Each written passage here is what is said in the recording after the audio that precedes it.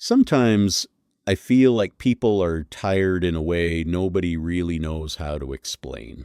Not physical exhaustion, something deeper than that.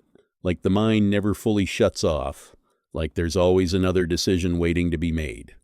Another possibility left unexplored, another version of life happening somewhere else. And the strange part is that this is happening during the most free period in human history. Today, we can choose almost everything. What to watch, what to study, where to live, who to become, who to love, what kind of life we want to build. In theory, this should make us happier, but a lot of the time, it does the opposite. The more options we have, the harder it becomes to feel at peace. I notice it in small things. Sometimes I spend more time choosing a movie than actually watching one. I open social media for a few minutes and somehow leave feeling behind in life. I see so many possibilities at once that none of them feel enough anymore. And I think a lot of people feel this too. That constant feeling that there's always a better choice somewhere else. Another path, another city, another relationship, another version of ourselves. The problem is that nobody really taught us how to live with unlimited possibility. For most of human history, people suffered because they lacked freedom. Our grandparents grew up in worlds that were smaller and more predictable.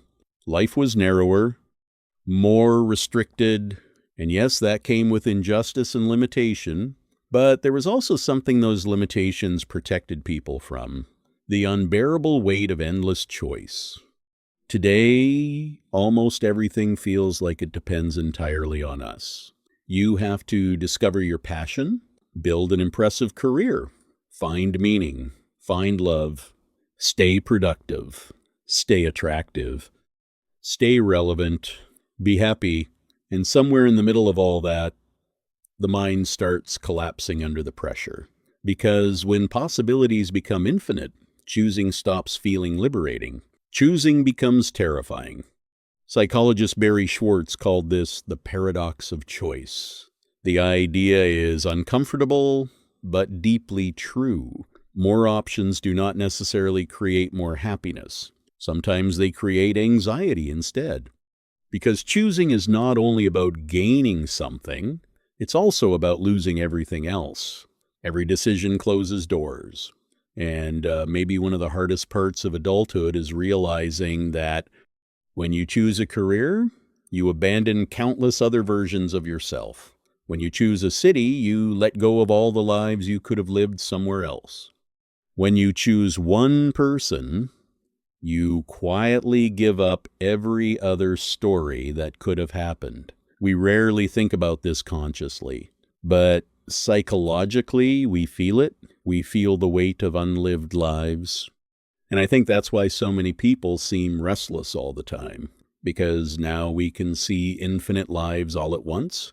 The internet made sure of that. While you're struggling to figure yourself out, someone your age is becoming rich. While you're exhausted from work, someone is traveling the world. While you're trying to heal emotionally, someone else seems to have already found purpose, love, success, and peace.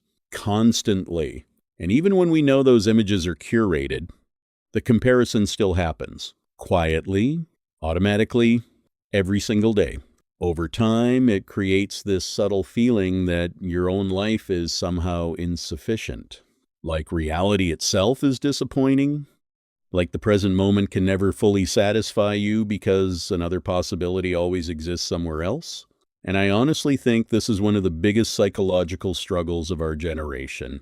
We lost the ability to fully inhabit our own lives. We're always mentally negotiating with alternatives, always wondering if we could be happier somewhere else, someone else, something else.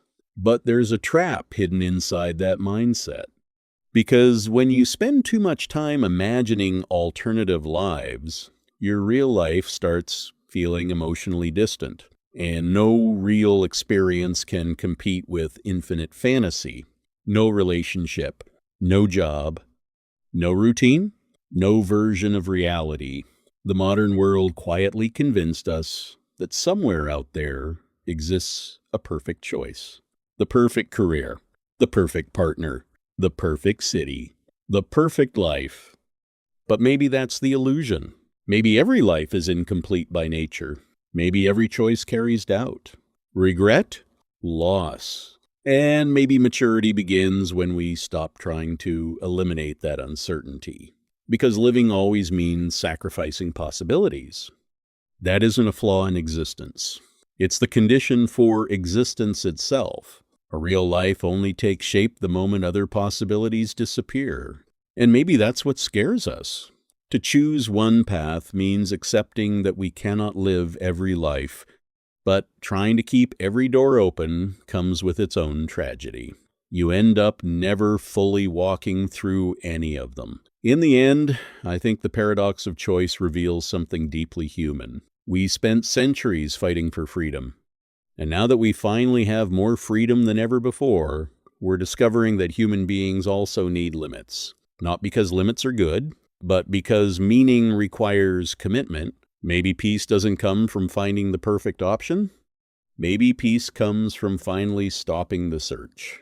From choosing a life and having the courage to fully live it.